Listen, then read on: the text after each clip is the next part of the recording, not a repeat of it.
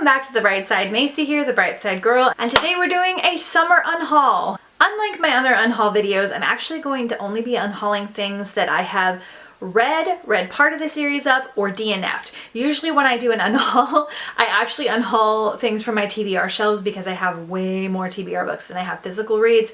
But this time I've collected enough things that I have read and didn't like, or read part of the series and didn't like, that I'm going to be unhauling those. So it's kind of going to be a little bit shorter, way smaller, but still exciting. So I only have a few things to talk about today, so we're going to talk about my dilemma first. I think I'm going to unhaul my set, and I have one more in the other room that I need to grab, of the Kingdom Keepers series by Ridley Pearson. I originally was super excited to read these. There are middle grade series about Disney kind of coming to life after dark and evil villains kind of taking over and kids kind of having to learn like how to protect Disney. Sounds amazing. I love Disney. I like Ridley Pearson. He wrote Peter and the Starcatchers with Dave Barry, one of my all-time favorite middle grade series, a retelling of Peter Pan. But I read the first book via audiobook with Jeff, and I didn't love the narrator, and I kind of blamed me not liking the book on the narrator because he kind of read it very, very much to middle graders or to younger kids. Just wasn't the best. But then my friend Lacey, I'll link her channel down below, talked about it in one of her videos, and she actually DNF'd the first book because she was like, the characters aren't well developed and I wasn't drawn into the story except for the fact that we were excited about them talking about the parks. And sadly, they just aren't done very well. And so I don't think I'm going to keep the series. There's like 6 books in the series. I already started half of the second book and was feeling kind of like, meh, I don't know. I know I'm not the intended audience, but I love middle grade books. I've really enjoyed like dozens and dozens of them. This one seems geared specifically only to middle graders. So middle graders might still enjoy it, especially with all the Disney aspects. But for me as an adult, I needed just a little bit more substance to it. So I am going to unhaul this series, I believe. Now my dilemma is that this also has a second part of the series that I think is more geared towards YA, which is another set of like 6 books, and they're also done more recently. So I don't know maybe if his writing style has improved or because they're more towards an older audience, because I think the kids in here have grown up, if it'll be better. I'm fine trying them out. I just don't know if I have to read this series to try them out, if that makes sense. I feel like I don't. Usually that bothers me, but I feel like with this series I won't have to. So let me know what you guys think, because I have like three or four of that series too. So I want to not keep things on my shelves that I'm not going to wind up liking or reading. So I'd rather unhaul them if they're not very good, or if I shouldn't read them without reading these. That's my dilemma. Let me know what you think. Then sadly, I'm going to unhaul Wonderstruck by Brian Selznick. Brian Selznick does these really beautifully like heavy illustrated middle grade books. Really awesome. The first one that he did was The Invention of Hugo Cabernet, and I really loved that one. It drew me in. It's great. These are giant books, but they take you like a day to read. I love the illustrations in here. This is following a young boy trying to find his mother, and then also a young girl trying to find like her mother like in the past, and their stories kind of interconnect, and there's deaf representation in here and lots of talk about deaf culture and all that kind of stuff, which was neat to learn about. I just didn't like totally latch onto the story. It's something I probably won't ever read again.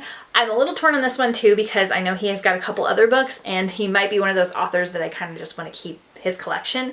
But I see this one quite a bit, so I can pick it up again if I change my mind. But for now, I'm unhauling it. I wind up giving that one like 3.5 stars though. I'm going to unhaul A Fierce and Subtle Poison by Samantha Mabry.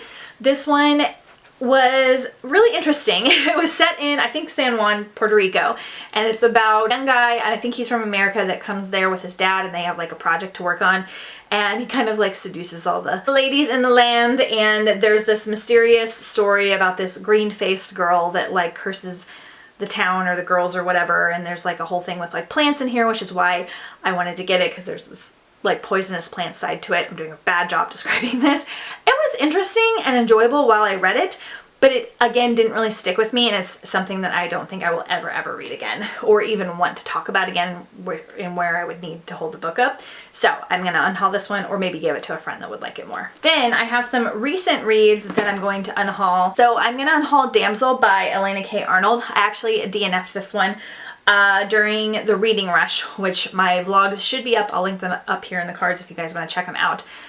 This is a twist on our traditional fairy tale retelling. Like a young girl wakes up and a prince just has her like thrown over his shoulder, and he is like just taking her off to be his bride without like talking to her about it or anything. It's kind of like a weird twist on like Sleeping Beauty and things like that. And she's kind of like, what's happening? I thought it was going to be more humorous in that way, and I don't know. It just gave me a weird feeling, and I think that was kind of the purpose, but I just don't like this style of book. It just talks a lot about like femininity and like the rights and wrongs of different things and stuff like that, and trying to twist fairy tales in their head. That's fine, but I just didn't like reading it, so I DNF'd it, and I will give it to someone that will enjoy it more. I'm going to unhaul Contagion by Erin Bowman. Again, read this during the reading rush. I had a rough time during the reading rush.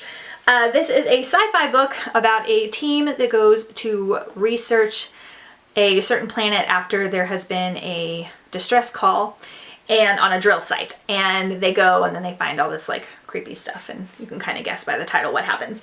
It was very predictable, just didn't really suck me in. I didn't fall in love with the characters, and I do really like sci-fi. Could have been the mood I was in, but I think not. I did enjoy the ending. I might continue on audiobook, but I have a feeling this isn't going to be one that I want to hold on to.